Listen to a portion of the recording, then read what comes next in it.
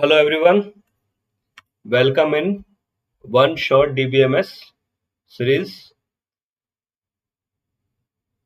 आज का हमारा टॉपिक है डेटा वेयर हाउसिंग। बहुत इंपॉर्टेंट टॉपिक है क्योंकि अभी तक हम डेटाबेस को पढ़ रहे थे, उससे पहले कंकरेंसी को हमने पढ़ा था, उससे पहले हमने कंकरेंसी की प्रॉब्लम को डिस्कशन किया था। ठीक है, अब आज का जो टॉपिक है, हम डेटा को कैसे रखते हैं। वेयर हाउस का मतलब स्टोर करना, कि डेटा वेयर हाउस क्या होता है, किस तरीके से डेटा को रखा जाता है, कैसे उसको यूज किया जाता है, क्यों इसको वेयर हाउस में रखते हैं। ठीक है, उसी टॉपिक पर आज हम डिस्कशन करते हैं। चलिए स्टार्ट करते हैं अपने टॉपिक को। डेटा वेयर हाउसिंग जो टॉपिक है, उसमें सबसे पहले क्वेश्चन ही आता है कि डेटा वेयर हाउसिंग होता क्या है। वेयर हाउस क्या है? जहां पर हम अनयूज गुड्स को रखते हैं, उसको हम क्या बोलते हैं? Warehouse. क्लियर? यानी डेटा वेयर हाउस जो है वो एक सेंट्रल प्लेस है जहां पे हमने डेटा को स्टोर करते हैं, मैनेज करते हैं, उसके जो उसको एनालिसिस करते हैं। एनालिसिस किसके अंदर करते हैं? बड़े वॉल्यूम के अंदर, यानी बहुत बल्कि data, huge amount of data हमारे पास पड़ा है, डेटा कलेक्ट है। ये डेटा जो है वो हम डिफरेंट रिसोर्सेज से एक्सेस करते हैं। ठीक है, अब डेटा को हम कंसोलिडेटेड व्यू के अंदर एक्सेस करते हैं। क्या फायदा है? ये जो डेटा है वो हमारा डिसीजन लेने में यूज होता है। जो हमारा हिस्टोरिकल डेटा है, जो हमारा करंट डेटा है, उसको हम फ्यूचर के डिसीजन को हैंडल करने के लिए यूज करते हैं। और ये डेटा हमारा कहाँ सेव रहता है? वेयर हाउसिंग में रहता है। अब ये डेटा कैसे हम सेव करेंगे? इसके अलग अलग जो पार्ट्स हैं, अलग अलग कंसेप्ट हैं, उनके ऊपर हम आज डिस्कशन करेंगे कि ये जो डेटा वेयर हाउसिंग को कौन कौन सपोर्ट करता है, कौन कौन सी एक्टिविटी होती है, कैसे हम कौन कौन से टास्क को उस पर प्रोसीड करते हैं। ठीक है ना? चलिए हम देखते हैं इसके मेनली की कंसेप्ट को, कि डेटा वेयर हाउस का की कंसेप्ट क्या है। पहला डेटा हाउस का की कंसेप्ट आता है ईटीएल प्रोसेस। ईटीएल का मतलब होता है extract, transform and load. Extract का मतलब होता है कि हम डेटा को कलेक्ट कर रहे हैं डिफरेंट रिसोर्सेज से। अब जब हम डिफरेंट रिसोर्सेज से डेटा कलेक्ट कर रहे हैं तो डेटा अलग अलग फॉर्म के अंदर हमको मिल रहा है। हम सबके सारे डेटा को एक जगह लेके आ रहे हैं, एक जगह कलेक्ट कर रहे हैं। जब डेटा एक जगह आता है तो उस डेटा को एक्सट्रैक्ट करते हैं, क्लीन करते हैं, यानी जो डेटा अलग अलग करते हैं, क्योंकि डेटा मिक्स फॉर्म में आ रहा है, मल्टीमीडिया फॉर्म में आ रहा है, टेक्स्ट न्यूमेरिक फॉर्म में आ रहा है, ऑडियो वीडियो फॉर्म में आ रहा है, उसको हम क्लीन करते हैं, उसको कैटेगराइज करते हैं। फिर हम उसको अलग अलग फॉर्मेट के साथ में इंटीग्रेट करते हैं। ठीक है, उसको एक कंसिस्टेंट स्टेट में वहां पे डेटा वेयर हाउस में रखते हैं।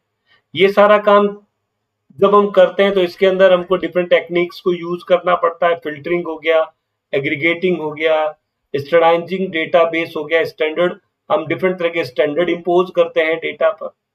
जब ये डेटा क्लीन हो जाता है तो हम इसको अलग अलग वेयर हाउसेज में, अलग अलग स्टोरेज के अंदर लोड कर देते हैं। ठीक है ना? इस प्रोसेस को हम बोलते हैं ईटीएल। दूसरी प्रोसेस होती है डेटा मॉडलिंग। मॉडलिंग का मतलब होता है फीचर्स, डिफरेंट तरह के टेक्निक्स, उसको बोलते हैं डेटा मॉडलिंग। यानी डिफरेंट फॉर्म में डेटा को ऑर्गेनाइज करना डेटा मॉडलिंग कहलाता है।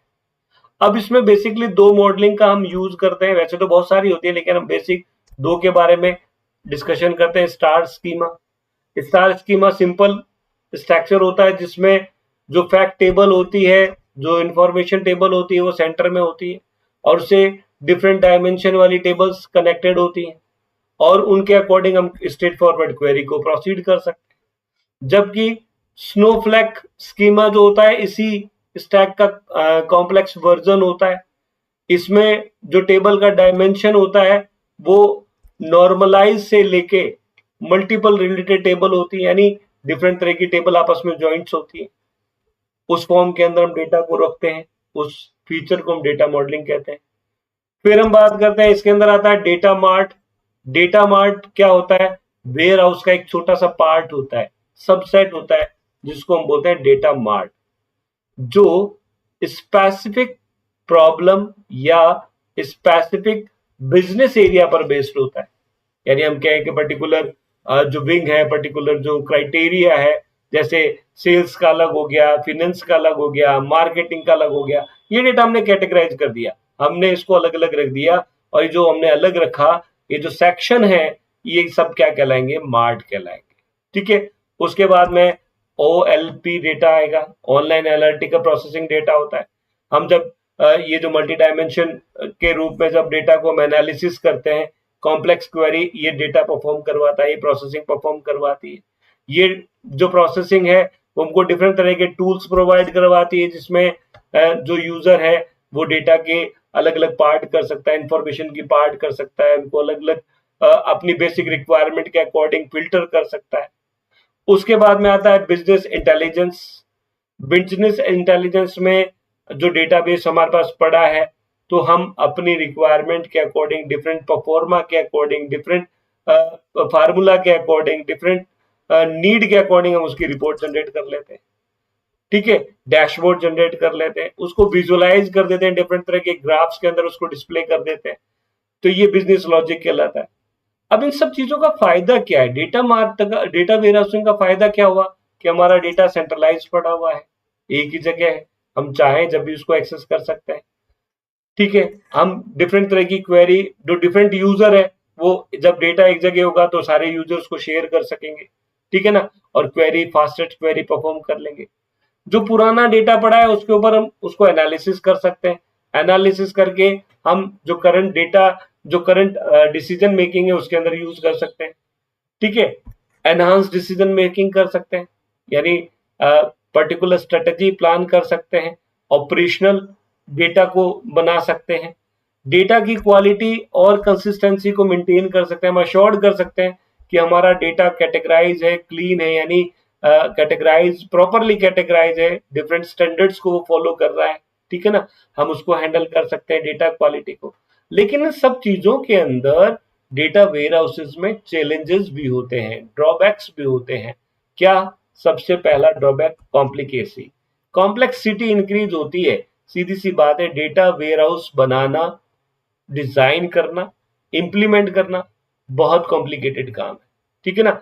इसको करने के लिए बहुत केयरफुल प्लानिंग करनी पड़ती है हमारे को, डिफरेंट तरह के मॉडल्स की हमको स्टडी करनी पड़ती है, उनको यूज करना पड़ता है, ETL की प्रोसेस को प्रॉपरली यूज करना पड़ता है, डेटा वेयर हाउसिंग का एक एक्यूट आर्किटेक्चर हमको डिजाइन करना पड़ता है, रिसोर्सेज हार्डवेयर को हमको एक्सेस करना पड़ता है।